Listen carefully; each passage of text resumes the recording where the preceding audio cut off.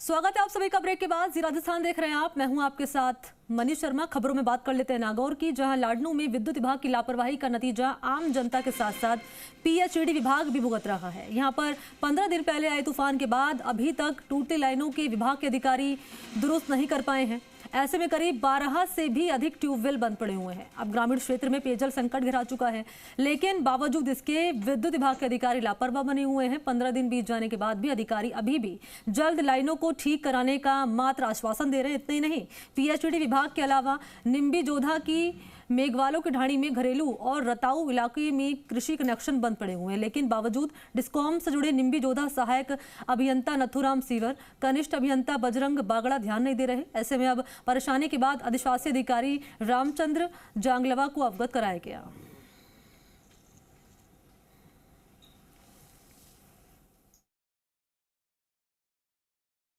तो एक पोल है वो जर्जर हुआ पड़ा है, जिसकी भी उसने डिमांड की थी पोल की भी, वो भी अभी आप डिमांड पूरी नहीं हुई है।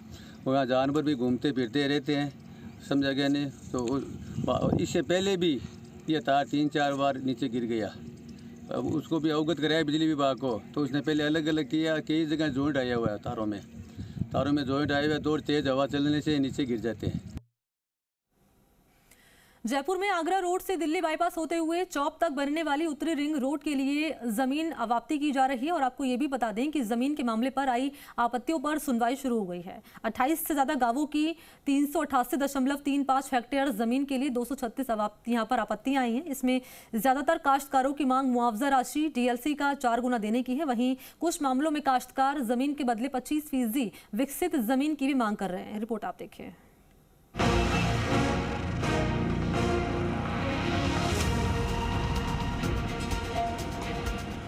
जयपुर शहर में ट्रैफिक के दबाव को देखते हुए बनने वाली नॉर्दर्न रिंग रोड को लेकर कवायद शुरू हो गई है। करीब 45 किलोमीटर लंबाई में प्रस्तावित नॉर्दर्न रिंग रोड पर 3000 करोड़ रुपए की लागत आने का अनुमान है। ये रिंग रोड आगरा रोड से दिल्ली बाईपास अचरोल होते हुए चौक तक बनेगी। उत्तरी रिंग रोड के लिए जमीन अवाप्ति की जा रही है। जमीन के मामले पर आई आपत्तियों की सुनवाई जयपुर जिला कलेक्ट्रेट में हो रही है। जिला प्रशासन की ओर से की जा रही सुनवाई में पिछले 3 दिन में 95 आपत्तियां सुनी गई, जिसमें अधिकांश किसानों ने दिए जा रहे नगद मुआवजे को 4 गुना तक देने की मांग की है। हालांकि कुछ मामलों में काश्तकारों ने जमीन के बदले विकसित जमीन देने की मांग रखी, लेकिन विकसित जमीन वाले मामले पर प्रशासन ने जमीन नहीं देने की बात कही है। इसके पीछे तर्क है कि NHAI उतनी ही जमीन अवाप्त कर रहा है जितनी जमीन पर प्रोजेक्ट बनना है। अभी प्रारंभिक स्तर पे 3A की कार्यवाही है। इसके अंदर सभी ने जनरली जो आ रही है आपत्तियां मुआवजे से संबंधित है, उसकी कार्यवाही 3D की जब जारी होगा गैजेट नोटिफिकेशन, उसके बाद होगा। सभी को ये बताया जा रहा है कि 3D का जब नोटिफिकेशन जारी हो पुनः अपने आपत्तियां दें और उसी के बाद मुआवजे का निस्तारण किया जाएगा। अतिरिक्त जिला कलेक्टर द्वितीय अमृता चौधरी ने बताया कि नए भूमि अवाप्ति अधिनियम 2013 के तहत शहरी सीमा से अगर 10 किलोमीटर दूरी तक कोई जमीन अवाप्त की जाती है तो जमीन की डीएलसी का 1.25 गुना राशि नगद मुआवजे के रूप में दी जाती है। इसी तरह जमीन अगर शहरी सीमा से 10 से ज्यादा और 20 किलोमीटर तक है तो उस पर 1.50 यानी 1.5 गुना। अगर जमीन 21 से 30 किलोमीटर तक की दूरी पर है तो जमीन का मुआवजा डीएलसी का 1.75 गुना, और अगर जमीन 30 किलोमीटर से ज्यादा दूर है तो उसका 2 गुना मुआवजा देने का प्रावधान है। जयपुर, अजमेर और जोधपुर में विकास प्राधिकरण की सीमा तक शहरी सीमा मानी जाती है। इस मामले में जयपुर जिला प्रशासन की ओर से सुनवाई की जा रही है। एक बार ये आपत्तियां सारी हो जाए, हम हमारी तरफ से प्रपोजल भिजवाएंगे NHAI को, वहां से फाइनल प्रपोजल्स आएंगे और तत्पश्चात इनके मुआवजा निर्धारण की कार्यवाही होगी और तत्पश्चात अवाप्ति की कार्यवाही रहेगी। बहरहाल शहर में ट्रैफिक के दबाव को देखते हुए नॉर्दर्न रिंग रोड को बनाने के लिए प्रयास शुरू हो गए हैं। नॉर्दर्न रिंग रोड से आगरा और दिल्ली रोड को कनेक्टिविटी दी जा रही है। इससे दिल्ली से आने वाला ट्रैफिक जो भरतपुर, आगरा और दौसा के अलावा टोंक और कोटा रूट पर जाना चाहता है, उसे रिंग रोड बनने के बाद जयपुर शहर की सीमा से होकर नहीं गुजरना पड़ेगा। इस साल अगस्त से जमीन का कब्जा लेना शुरू होगा। अक्टूबर तक पूरे प्रोजेक्ट के लिए जमीन का कब्जा लेने का लक्ष्य है। दीपक गोयल, जी मीडिया, जयपुर। उदयपुर में इन दिनों बच्चों की क्रिकेट प्रतिभा को निखारने और उन्हें बड़े मैचों के लिए तैयार करने के लिए विभिन्न तरह के प्रयास किए जा रहे हैं। इसी कड़ी में जयपुर के आपको जानकारी दें कि SS क्रिकेट क्लब के खिलाड़ी और उदयपुर की KT अकेडमी के खिलाड़ियों के बीच में 5 दिवसीय मैत्री मैचों का आयोजन किया गया। इसमें अंडर 14 के खिलाड़ियों के बीच T20 के साथ 40 और 50 ओवर के मैत्री मैच खेले गए। इस दौरान उन्होंने अपनी क्रिकेट प्रतिभा को निखारा और कैसे लंबे समय तक पिच पर टिक कर बैटिंग कर सकें उसके गुर सीखे। मुझे बहुत मज़ा आया यहाँ पर खेल के और बहुत कुछ सीखने को मिला। और तो कितने ओवर के मैच हुए, कितने बच्चे? स्टार्टिंग के 40 ओवर के हुए थे, उसके बाद एक मैच हमारा 20 ओवर का हुआ था कलर ड्रेस में, और उसके बाद 40 ओवर के थे। अंडर 14 का यहाँ पे हमने एक फ्रेंडशिप सीरीज़ करी है जो समर के अंदर करी है और बहुत ही मोटिवेशनल सीरीज़ है। बच्चों को इससे सीखने को बहुत कुछ मिलेगा। बॉलर्स अच्छा कर रहे हैं, बैट्समैन अच्छा कर रहे हैं। 4 दिन हमने 40 ओवर के मैच करे और काफ़ी हमको प्लेयर्स ऐसे मिले हैं जिसमें फील्डर्स हैं, बैट्समैन हैं, बॉलर हैं जो बहुत अलग लेवल पे गेम खेल रहे हैं। तो हो सकता है आगे जाके आपको यहाँ से कोई ना कोई एक प्लेयर खेलता हुआ मिले। जयपुर मेट्रो प्रथम के सत्र न्यायालय ने आपको जानकारी दें कि शहर में हुए सीरियल बम ब्लास्ट के दौरान जिंदा मिले बम के मामले में नाबालिग आरोपी सलमान को रिहा करने से इनकार कर दिया। साथ ही अदालत ने आरोपी की अपील को खारिज कर दिया। अदालत ने अपने आदेश में कहा कि 13 मई 2008 को जब अपीलार्थी की आयु 18 साल से कम रही थी तब उसके द्वारा आतंकवादी संगठन के साथ संबंध रखते हुए सांप्रदायिक सौहार्द और शांति भंग करने के उद्देश्य से आतंकवादी और देशद्रोही गतिविधियां करने का आरोप है। उस समय ही वो आतंकवादी संगठनों से प्रभावित होकर सीरियल बम ब्लास्ट जैसी जघन्य गतिविधियों को करने के लिए प्रेरित हुआ है। अगर उसे छोड़ा जाता है तो पुनः आतंकवादी संगठन द्वारा उसका जीवन संकट में डालने की संभावना है।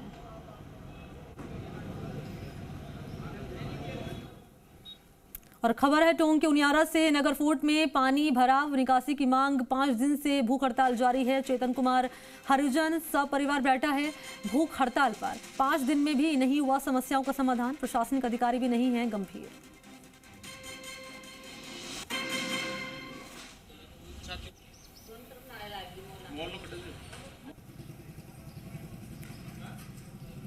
तो पानी भराव निकासी की मांग की जा रही है नगर फोर्ट में और इसी मांग के चलते 5 दिन से भूख हड़ताल लगातार जारी है।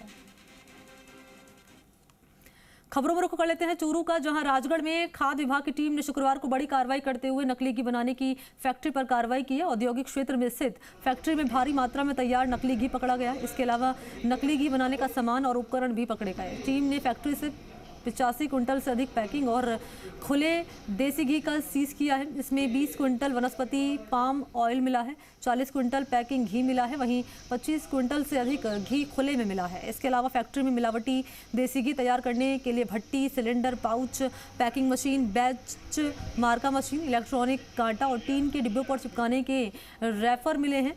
खाद्य विभाग की टीम ने देर रात इस कार्रवाई को अंजाम दिया है। मुख्य चिकित्सा और स्वास्थ्य अधिकारी डॉक्टर मनोज शर्मा कहते हैं कि राजगढ़ में मिलावटी देसी घी फैक्ट्री की सूचना मिली, जिस पर कलेक्टर के निर्देश पर इस कार्रवाई को अंजाम दिया है।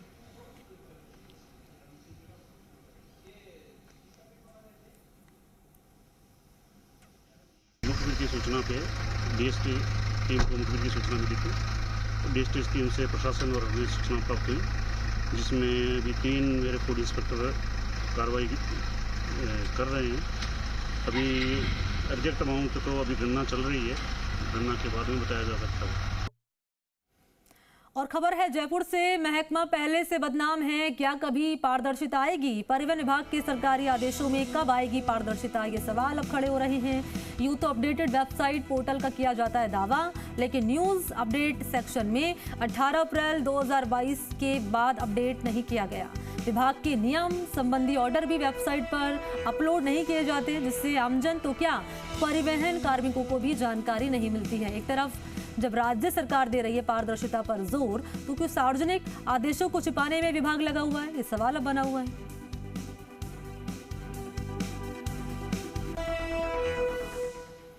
मुस्लिम देशों के बीच पाकिस्तान की इमेज मजहब का हवाला देकर कर्ज मांगने की रही है, जबकि भारत की साख लगातार बढ़ी है।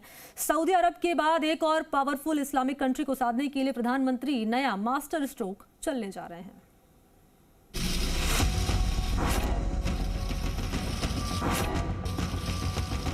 मुस्लिम उम्मा और सब कुछ बड़ी मोहब्बत है उनको हमसे। हमें पता नहीं है या नहीं, हम कहते तो हैं, लेकिन हमारी मोहब्बत जो है वो कर्ज तक रहती है। को फर्क ही नहीं पड़ रहा यहाँ पे क्या हो रहा है, किस तरह, और कोई इंटरेस्ट भी नहीं ले रहा है। हम ही भाग भाग के दुनिया के पास जा रहे हैं। पाकिस्तान से ये रिएक्शन प्रधानमंत्री नरेंद्र मोदी और सऊदी अरब के क्राउन प्रिंस मोहम्मद बिन सलमान की फोन पर हुई बातचीत के बाद आया है। मोदी और प्रिंस सलमान की खबर आई तो कटोरा लेकर सऊदी पहुंचने वाला पाकिस्तान परेशान हो गया। ताल्लुकात उनके बहुत ही कमाल के, गो कि हम हमेशा ये कहते रहे हैं कि हमारे बरादराना ताल्लुकात हैं और अभी भी वो पीछे नहीं हटते, यानी कर्जा वर्जा तो हमें देते रहते हैं, लेकिन देखिए जो कर्ज का मामला है ना, वो जो ताल्लुक है, उस ताल्लुक का, उस रिलेशन का इस रिलेशन से कोई कंपैरिजन नहीं किया जा सकता, क्योंकि ये दो तरफा ट्रैफिक है। पीएम मोदी और सऊदी क्राउन प्रिंस के बीच दोनों देशों के रिश्तों के अलावा कई मुद्दों पर चर्चा हुई। पीएम मोदी ने पिछले महीने सूडान में फंसे भारतीयों को सुरक्षित निकालने में सऊदी अरब के सहयोग की तारीफ की। प्रिंस मोहम्मद बिन सलमान ने G20 समिट में शामिल होने के लिए भारत आने की बात कही और दोनों देशों की यही नजदीकी पाकिस्तान के लिए बड़ी परेशानी है। हमारे मुल्क में भी विजिट तो करके जा चुके हैं वो, इमरान खान के दौर में उनकी बड़ी दोस्ती थी, लेकिन फिर बड़े मामलात खटाई में पड़ गए। मुस्लिम देशों के बीच पाकिस्तान की इमेज मजहब का हवाला देकर कर्ज मांगने की रही है, जबकि भारत की साख लगातार बढ़ी है। सऊदी अरब के बाद अब एक और पावरफुल इस्लामिक कंट्री को साधने के लिए प्रधानमंत्री नया मास्टर स्ट्रोक चलने जा रहे हैं। अरब सागर के एक छोर पर भारत है तो दूसरी ओर इजिप्ट है। दोनों देशों के बीच सामरिक समन्वय पूरे क्षेत्र में शांति और समृद्धि के लिए मददगार होगा। अमेरिका दौरे के ठीक बाद पीएम मोदी मिस्र जाएंगे। इसी साल गणतंत्र दिवस की परेड में मुख्य अतिथि मिस्र के राष्ट्रपति अब्देल फतेह अल सीसी थे। अब 6 महीने में दूसरी बार पीएम मोदी की मिस्र के राष्ट्रपति से मुलाकात होगी। मिडिल ईस्ट का ये इस्लामिक देश भारत के लिए सामरिक और व्यापारिक रूप से बड़ा साझेदार हो सकता है। प्रधानमंत्री नरेंद्र मोदी की इजिप्ट यात्रा भारत की कूटनीति का महत्वपूर्ण विस्तार है। मिस्र से एशिया, अफ्रीका और यूरोपीय देशों तक पहुंच बनाना आसान है। दुनिया के मैप पर मिस्र की लोकेशन देखिए। मिस्र के एक तरफ कट्टर इस्लामिक देश हैं, तो दूसरी ओर अफ्रीकी देश और मिस्र के ऊपर की ओर यूरोपीय देश हैं। दुनिया के सबसे अहम समुद्री व्यापारिक मार्ग स्वेज नहर पर मिस्र का नियंत्रण है। अगर मिस्र से दोस्ती बढ़ेगी तो भारत न सिर्फ अफ्रीकी देशों तक बल्कि यूरोपीय देशों तक अपने समुद्री व्यापार का रास्ता आसान बना सकता है। चीन बहुत तेजी से अफ्रीका के देशों पर अपनी पकड़ मजबूत कर रहा है। उत्तरी अफ्रीका के जिबूती में तो चीन ने अपना नौसैनिक अड्डा बना लिया है। ऐसे में अगर भारत और मिस्र के सामरिक रिश्ते मजबूत होते हैं तो लाल सागर और भूमध्य सागर दोनों तक भारत की पहुंच बेहतर हो जाएगी। लाल सागर के मुहाने जिबूती में बैठे और अफ्रीका के अंदरूनी देशों तक अपनी जड़ें जमाते चीन को साधने के लिए मिस्र और भारत के सामरिक रिश्ते बहुत महत्वपूर्ण होंगे। भारत और मिस्र की दोस्ती भारत के डिफेंस सेक्टर के लिए बहुत अहम साबित हो सकती है। मिस्र ने भारत के स्वदेशी फाइटर जेट तेजस एयर डिफेंस सिस्टम आकाश को खरीदने में दिलचस्पी दिखाई है। दोनों देशों के बीच साल 1978 से व्यापारिक साझेदारी है, पर 2014 के बाद व्यापार और बढ़ा है। भारत मिस्र के पेट्रोलियम प्रोडक्ट्स का आयात करता है। करीब 50 भारतीय कंपनियां मिस्र से सालाना 25,000 करोड़ रुपए से ज्यादा का कारोबार कर रही हैं। मिस्र का रुख कट्टरपंथी इस्लाम का कभी नहीं रहा है। मिस्र हमेशा से प्रगतिशील इस्लाम का समर्थन करता रहा है। इस्लामिक आतंकवाद का भी मिस्र ने हमेशा खुलकर विरोध किया है। इसलिए इस्लामिक आतंकवाद के खिलाफ लड़ाई में मिस्र भारत का एक मजबूत और भरोसेमंद दोस्त हो सकता है। कृष्ण मोहन मिश्रा, जी मीडिया, दिल्ली। अपनों को खोने के बाद कई लोग उनके गम में इतना डूब जाते हैं कि वो फिर उस गम से कभी उबर नहीं पाते। लेकिन इसके इतर जाकर कुछ लोग ऐसा काम कर देते हैं जो न केवल दुनिया के लिए मिसाल बन जाता है बल्कि समाज को आगे बढ़ाने के साथ नई राह भी दिखाता है। कुछ ऐसा ही कर दिखाया है उदयपुर के जाने माने law expert doctor SS Surana ने। रिपोर्ट आप देखें।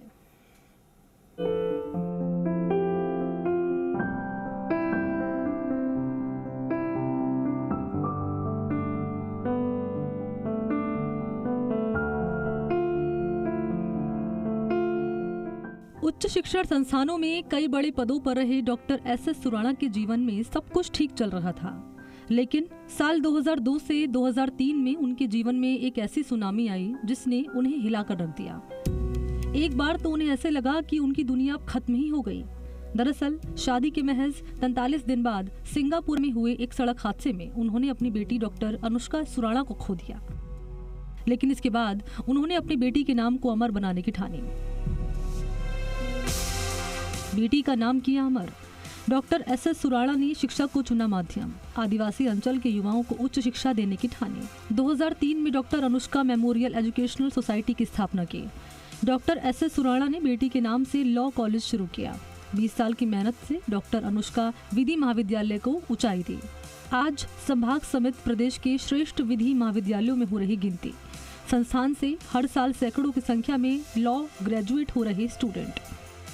महाविद्यालय के कई विद्यार्थी राजस्थान और यूनिवर्सिटी स्तर पर उच्च स्थान प्राप्त करते रहे हैं। डॉक्टर अनुष्का विधि महाविद्यालय उदयपुर में BA LLB 5 वर्षीय डिग्री कोर्स और LLB 3 वर्षीय डिग्री कोर्स और LLM 2 वर्षीय डिग्री कोर्स चलाए जा रहे हैं। पिछले 20 सालों की इस लंबे सफर में कॉलेज से हजारों की संख्या में विद्यार्थी पढ़कर लॉ एक्सपर्ट बने हैं। इनमें से कई विद्यार्थी जज, अधिवक्ता, लीगल एडवाइजर और अन्य उच्च सरकारी पदों पर नियुक्त हैं। ये कोर्सेज जो चलाए जा रहे हैं उसमें कई स्टूडेंट ने राजस्थान के सभी विश्वविद्यालयों में LLB में हाईएस्ट मार्क्स प्राप्त किए हैं और कई स्टूडेंट राजकीय सेवाओं में, न्यायिक सेवाओं में गुजरात की, राजस्थान की और राजस्थान के लॉ ऑफिसर्स के पद पर कार्यरत हैं। डॉक्टर अनुष्का की स्मृति में स्थापित हुई सोसाइटी को ऊंचाइयों तक पहुंचाने में परिवार के सभी सदस्य कंधे से कंधा मिलाकर अपना योगदान दे रहे हैं। डॉक्टर सुराणा के बेटे और अनुष्का के भाई राजीव सुराणा ने तो मानो अपना जीवन ही सोसाइटी के लिए समर्पित कर दिया है। बहन की याद को अमर बनाने के लिए राजीव सुराणा ने दुबई में एक बड़ी कंपनी से अपनी जॉब को छोड़ दिया और बहन के लिए देखे गए पिता के सपने को साकार करने के लिए अपने वतन लौट कर आ गए। राजीव सुराणा ने संस्थान के शिक्षा कार्य को विस्तार देते हुए डॉक्टर अनुष्का एकेडमी की स्थापना की, जो प्रतियोगी परीक्षा की तैयारी कर रहे युवाओं को अच्छी कोचिंग प्रदान करने का काम कर रही है। डॉक्टर SS सुराणा साहब खुद लॉ के प्रोफेसर और डीन रहे हुए थे। उन्होंने अपनी बिटिया डॉक्टर अनुष्का सुराणा की याद में इस संस्थान की स्थापना करी। 2003 में जब हमने इस LLB की स्थापना करी, उस टाइम लॉ कॉलेज में 120 सीट्स हमारे को मिली थी। धीरे धीरे आज करीब 20 साल इस संस्थान को हो चुके हैं और आज हमारे पास LLB की 240 सीट्स हैं। LLM जो कि PG है वो उसमें 40 सीट्स हैं और BLLB जो कि 12th के बाद का कोर्स है उसमें 120 सीट्स हैं। अकेडमी से कोचिंग कर चुके कई छात्रों का चयन विभिन्न सरकारी सेवाओं में हुआ है। राजीव सुराणा अब सोसाइटी के इस सेवा कार्य को संभाग के अन्य जिलों में भी फैला रहे हैं। उम्मीद है इसी तरह ये पुण्य काम आगे भी यूं ही कई जीवन में उजाला भरता रहेगा। अविनाश जगनावत, जी मीडिया, उदयपुर। राजसमंद के देवगढ़ थाना इलाके में बदमाशों का आतंक सामने आया है। इस बार अज्ञात बदमाशों ने उचित मूल्य की दुकान में लगाई आग। देवगढ़ थाना क्षेत्र के ठीकरवास ग्राम पंचायत में दुकान में आग लगाई। सूचना मिलते ही भीम डिप्टी राजेंद्र सिंह, देवगढ़ पुलिस का जाब्ता मौके पर पहुंचा। भीम तहसीलदार समेत अन्य अधिकारी मौके पर पहुंचे और जिला रसद अधिकारी को भी आग की सूचना दी गई, लेकिन कोई भी नहीं पहुंचा मौके पर। हाल ही में लगभग 3 दिन पहले अपहरण का मामला यहाँ सामने आया था। राशन की दुकान जो बबर लाल जी के नाम पे है उसमें किसी ने आग जला दी है, तो मैं मौके पे पहुंचा और SDM साहब को फ़ोन लगाया और थाने पे प्रशासन को फ़ोन। बांसवाड़ा शहर में एक दुकान पर कार्यरत एक युवक को धोखे से बुलाकर मारपीट कर जबरन वसूली का मामला सामने आया है। आरोपियों में एक ने बकायदा वारदात का वीडियो बनाया, फिर उसे वायरल कर दिया। इसके बाद पीड़ित के पिता की रिपोर्ट पर राजतालाब थाना पुलिस ने मामला दर्ज कराया। पुलिस ने 4 लोगों को डिटेन कर लिया। ये मामला है 5 जून का, जब लोकेश नाम के युवक को विनोद ने धोखे से फोन करके बुलाया और 50,000 रुपए की मांग कर अपने साथियों के साथ मिलकर बुरी तरह पीटा। घबराकर लोकेश ने अपनी दुकान के मालिक से मोबाइल पर पैसे मांगे तो उन्होंने 2,000 रुपये फ़ोन पे भेजे और आरोपियों ने पैसे लेने के बाद मोबाइल तोड़ दिया। उसके बाद गले से चांदी की चेन और बाकी सामान छीन लिया। आरोपियों ने 4 दिन में 50,000 पूरे नहीं मिलने पर जान से मारने की धमकी दी। फिलहाल पुलिस आरोपियों से पूछताछ कर रही है।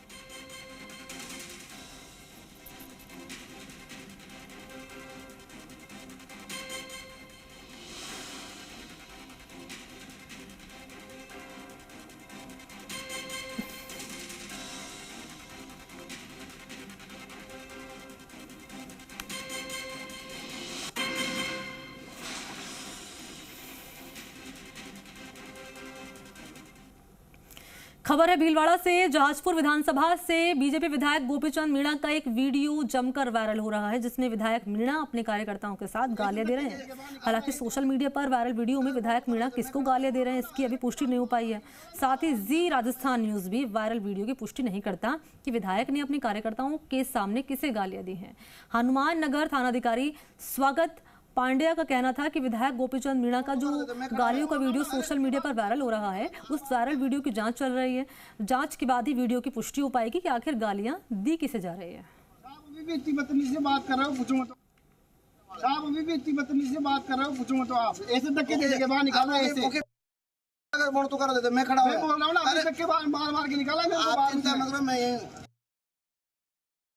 लो तो मेरे को साहब। अभी भी इतनी बदतमीजी से बात कर रहे हो, पूछो मत आप। ऐसे धक्के दे के बाहर निकालो, ऐसे अगर बोल तो कर देते, मैं खड़ा मैं बोल रहा हूं ना। अभी धक्के बाहर मार के निकाला मेरे को। आप चिंता मत करो, मैं खबर चूरू से, जहां सरदार शहर कृषि उपज मंडी परिसर में स्थित थोक सब्जी मंडी में लंबे समय से अव्यवस्थाओं का आलम देखने को मिल रहा है। कृषि मंडी प्रशासन जहां पूरी तरह बेखबर है, वहीं 210 गांवों के किसानों को अनेक परेशानियों का सामना करना पड़ता है। किसानों की शिकायत पर क्रय विक्रय सहकारी समिति के अध्यक्ष लालचंद छिरंग के नेतृत्व में थोक सब्जी मंडी का जायजा लिया गया। इस दौरान अनेकों अव्यवस्थाएं देखने को मिली।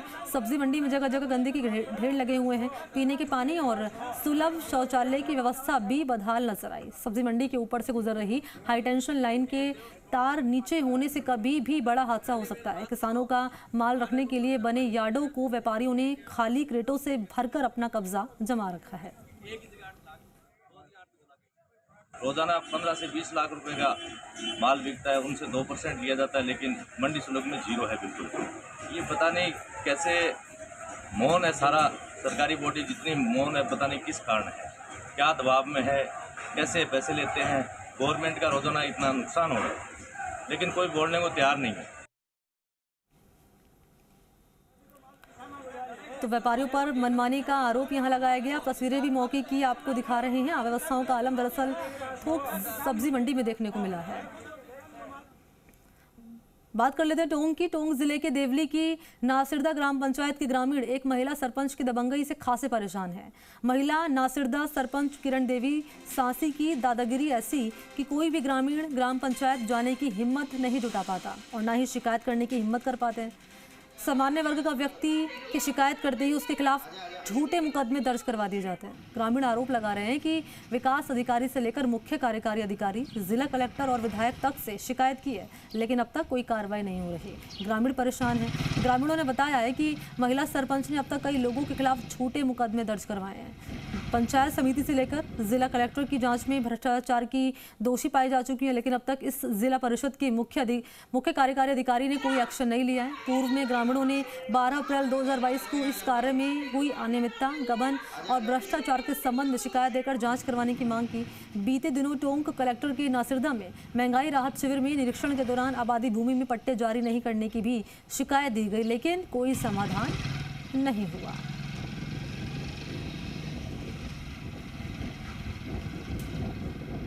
तो एक महिला सरपंच की हिटलर शाही सामने आई है। एक महिला सरपंच की हिटलर शाही सामने आई है। ग्रामीणों ने गंभीर आरोप लगाए हैं महिला सरपंच पर। पट्टे में जमकर धांधली के आरोप लगाए हैं, झूठे मुकदमे दर्ज करवाने के आरोप लगाए। महिला सरपंच पर शिकायत करने पर झूठे केस दर्ज कर लिए जाते हैं। तो महिला सरपंच की हिटलर शाही सामने आई है कि जब कोई शिकायत करने पहुंचता है तो उसके खिलाफ झूठे मुकदमे दर्ज करा दिए जाते हैं। और चले बढ़ते हैं आगे, जयपुर कर को कर लेते हैं। राजस्थान हाईकोर्ट ने ग्राम सेवक पद पर समायोजित कर्मचारी के वेतन संबंधी याचिका पर आदेश जारी किया है। कोर्ट ने कहा कि ग्राम सेवक पद पर समायोजित कर्मचारी को चयनित वेतनमान देने के लिए उसकी सेवा अवधि की गणना उसकी पूर्व विभाग में नियुक्ति तिथि से की जाए। उसके साथ ही अदालत ने याचिकाकर्ता के मृतक पति की सेवाकाल की गणना उसके नियमित नियुक्ति तिथि से लेकर चयनित वेतनमान और समस्त परिलाभ देने को कहा है। हाईकोर्ट ने यह आदेश अरुणा जैन की याचिका पर दिए हैं।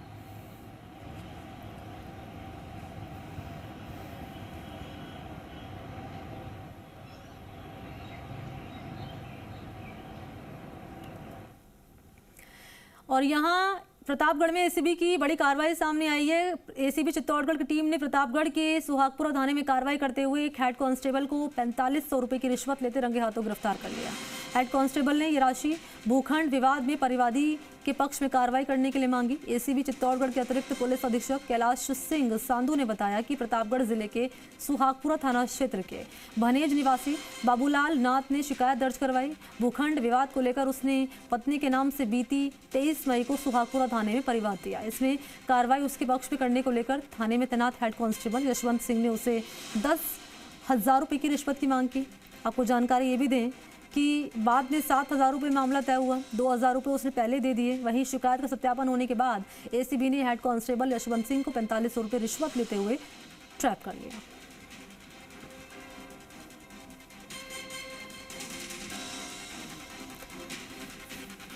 तो 4500 की घूस लेते रंगे हाथों गिरफ्तार कर लिया। भूखंड विवाद को लेकर ये रकम मांगी गई थी रिश्वत की। बड़ी कार्रवाई यहाँ पर सामने आई है एसीबी की। एसीबी चित्तौड़गढ़ की टीम ने इस कार्रवाई को अंजाम दिया है। हेड कांस्टेबल 4,500 रुपये की रिश्वत लेते हुए रंगे हाथों गिरफ्तार कर लिया गया और रिश्वतखोर की तस्वीर इस वक्त आपके सामने है। खबर है जयपुर से। दवा व्यापारी परिवार के 6 सदस्य लापता। जयपुर घूमने आए थे सभी। मोबाइल बंद है। आगरा में एफआईआर दर्ज की गई है। फिरोजाबाद के रहने वाले दवा व्यापारी राजेश शर्मा और उनका परिवार लापता है। परिवार की अंतिम लोकेशन जयपुर के एक होटल से मिली है। परिवार ने होटल से 24 अप्रैल को किया चेकआउट। यूपी पुलिस जयपुर आकर कर चुकी है जयपुर पुलिस से संपर्क और सर्च। तो फिरोजाबाद का ये परिवार बताया जा रहा है रहने वाला, जो कि लापता है। जयपुर से खबर मिल रही है दवा व्यापारी परिवार के 6 सदस्य जयपुर घूमने आए हैं और अब लापता हैं। सभी के मोबाइल बंद आ रहे हैं। आगरा में एफआईआर दर्ज करा दी गई है। और आपको जानकारी दें कि फिरोजाबाद का रहने वाला है ये परिवार और जो लापता बताया जा रहा है। परिवार की जो लास्ट लोकेशन है वो ट्रेस की गई है होटल में। जब परिवार ने होटल में 24 अप्रैल को चेकआउट किया है उसके बाद से परिवार लापता बताया जा रहा है। सहयोगी आशुतोष का मेरे को करना चाहूंगी। आशुतोष, अभी तक कोई जानकारी मिल पाई है परिवार को लेकर? देखिए, अभी तक किसी तरह की कोई जो जानकारी है वो सामने निकल के नहीं आई है।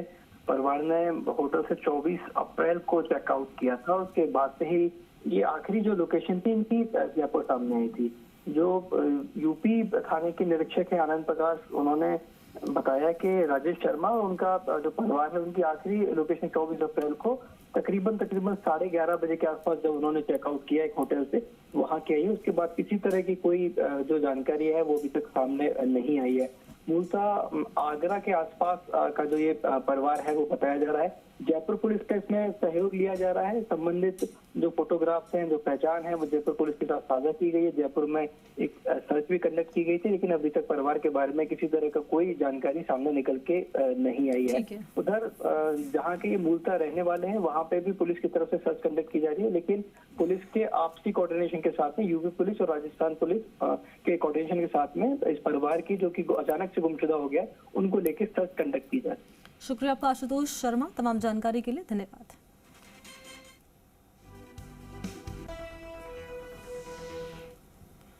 और इसी के साथ बुलेटिन फिलहाल इतना ही। देश और दुनिया की तमाम बड़ी खबरों के लिए आप देखते रहिए जी राजस्थान। नमस्कार।